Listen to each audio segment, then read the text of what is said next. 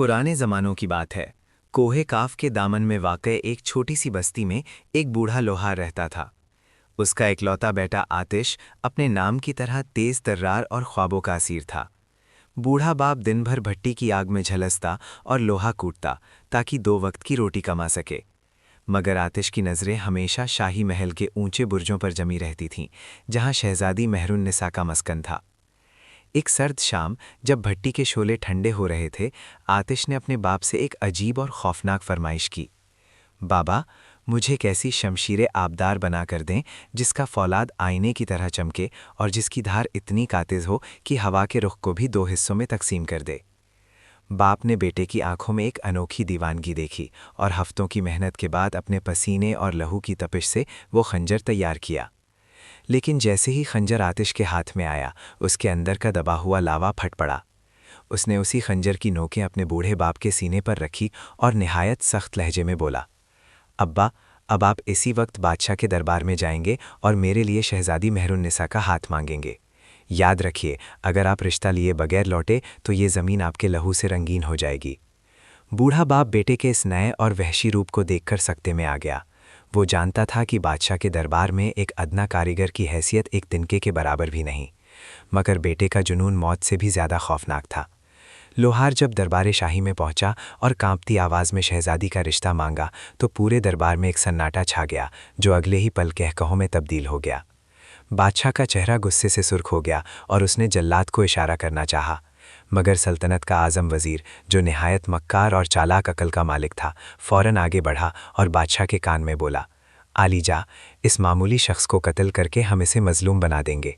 क्यों ना इसे एक ऐसी नामुमकिन शर्त दी जाए कि ये अपनी हसरतों के बोझ तले खुद ही दम तोड़ दे और ज़माने में हमारा रिश्ता भी कायम रहे।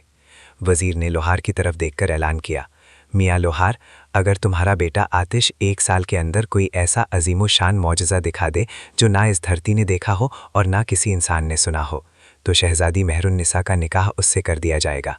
लेकिन याद रखना, अगर वो नाकाम रहा तो तुम दोनों के सर शहर के बीचों बीच चौराहा पर लटका दिए जाएंगे। आतिश और उसका बाप नामुमकिन की तलाश में संगलाख चट्टानों, खुश्क सहराओं और पुरस्रार वादियों की खाक छानने लगे। सफ़र के 6ठे महीने वो एक ऐसी पुरहौल वादी में पहुंचे जहां फ़ज़ाओं में जादू रसता था और परिंदों की जगह भारी पत्थर उड़ते थे। वहां उन्हें 3 अजीम जादूगर मिले जो अपनी मखसूस इबादत में मसरूफ़ थे। पहला जादूगर एक उबलती हुई नीली झील के किनारे बैठा था। उसने अपनी नंगी टांगों को चूल्हे में ईंधन के तौर पर डाल रखा था और उन्हीं पैरों से निकलने वाली आग से कहलाती हुई कढ़ाई में पकौड़े तल रहा था। थोड़ा मज़ीद आगे पहुँचे तो दूसरा जादूगर मिला, जो एक ऊंची चट्टान पर बैठा अपनी एड़ियों को आपस में रगड़ रहा था, जिससे ऐसी बिजलियां पैदा हो रही थीं कि पूरी वादी रोशन हो जाती, और वो उन्हीं शोलों से जलेबियां तैयार कर रहा था। आखिर में वो तीसरे उस्ताद तलिस्म आज़म के पास पहुँचे, जो बीरी के एक कदीम दरख्त के नीचे बजमात बैठा था। इसके पैरों से ऐसी शदीद तपिश निकल रही थी कि ज़मीन से गन्ने का रस खुद ब खुद उबलकर खालिस गुर बन रहा था। लोहार ने उसके कदमों में गिरकर फरियाद की और सारा किस्सा सुना दिया। जादूगर ने आतिश की आंखों में छुपा बुलंद जुनून देखा और उसे शागिर्द रखने की हामी भर ली। उसने एक पुरानी काली कोठरी की चाबी लोहार को दी और कहा, इसे यहाँ बंद कर दो और ठीक 1 साल बाद इसकी खबर लेने आना, तब तक ये मेरा है। इस काली कोठरी के अंदर का मंजर किसी दोज़ख से कम न था। वहाँ हज़ारों इंसानी खोपड़ियाँ और हड्डियाँ बिखरी पड़ी थीं, जो उन शागिर्दों की थीं जो जादूगर की सख्ती न झेल सके। आतिश पहले तो डर गया, मगर फिर उसने फैसला किया कि वो हार नहीं मानेगा। उसने एक तेज़ धार हड्डी से दीवार को महीनों तक कुरेदा और आखिरकार एक खुफिया रास्ता बनाकर जादूगर के महल के अंदरूनी हिस्से में जा निकला। वहाँ उसकी मुलाकात जादूगर की बेटी साहिरा से हुई, जो हुस्न में परीज़ाद और जादू में अपने बाप की भी उस्ताद थी। साहिरा को आतिश की जुर्रत और उसकी सच्ची मोहब्बत पर तरस आ गया। उसने उसे दुनिया की नज़रों से छुपा लिया और उसे वो कदीम मंत्र और काले जादू के असरार सिखाए जो कायनात के मख्फी रास्ते खोल देते हैं। आतिश अब सिर्फ एक लोहार का बेटा नहीं रहा था, बल्कि वो खुद जादू का एक तूफ़ानी समुंदर बन चुका था, जो किसी भी वक्त फटने को तैयार था।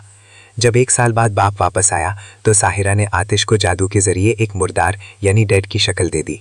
लोहार ने जादूगर से रो रो कर फरियाद की, मेरा बेटा आपकी शागिर्दगी की ताब न ला सका और भूखा प्यासा दम तोड़ गया।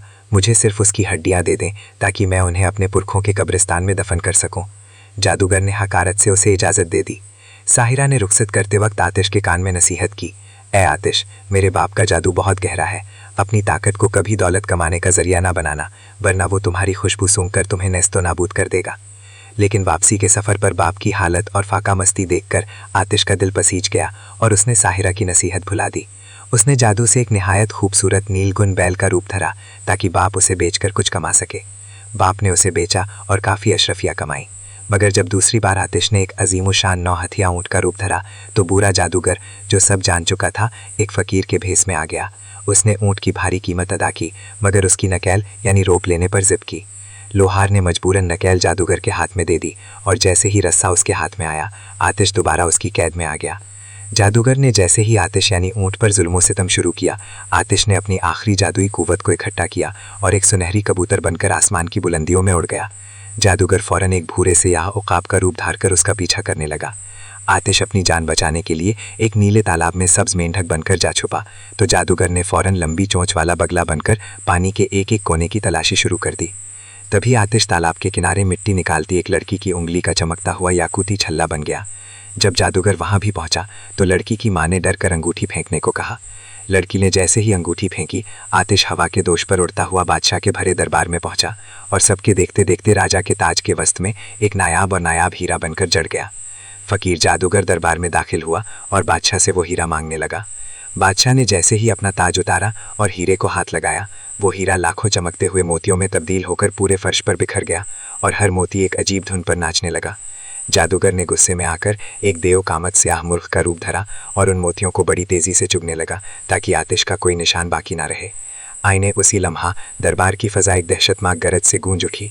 वो तमाम मोती से मटकर एक खौफनाक स्याह पहाड़ी चीते की शक्ल इख्तियार कर गए, जिसकी आंखों से सुर्ख शोले निकल रहे थे।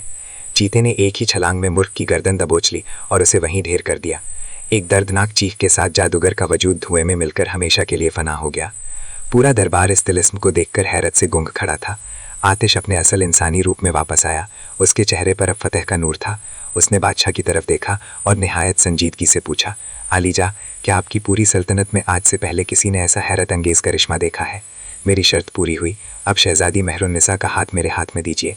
बादशाह ने लोहार के बेटे की जुर्रत और कमाल को तस्लीम किया और महरुन्निसा का निकाह आतिश से निहायत धूमधाम से कर दिया। बूढ़ा लोहार, जो कभी मिट्टी में रुलता था, अब शाही महल का सबसे मुअज़्ज़ज़ शख्स बन गया। आतिश ने साहिरा को भी उसके बाप के साए से आज़ाद कराया और अपनी सल्तनत में उसे एक बुलंद मुकाम दिया। यूं ये दास्तान मोहब्बत और जुर्रत की अमर मिसाल बन गई।